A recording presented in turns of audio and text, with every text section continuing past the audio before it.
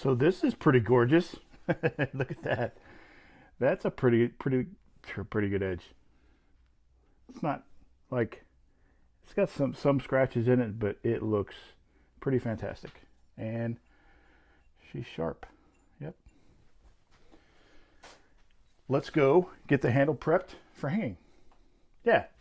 So since we have all these deep scratches from the 24 grit belt, I'm going to start with a 60 grit pad, and then I'm going to move on to an 80 grit pad with kind of a stiff buffer, and then a 120 grit pad with a less stiff buffer, and then I'm going to move on after that to a 180 grit pad with another loose buffer on it. So that should get the handle where it needs to be. And with the theme of the video, with the time lapse, I'm going to roll it time lapse again so you can see everything that I'm doing.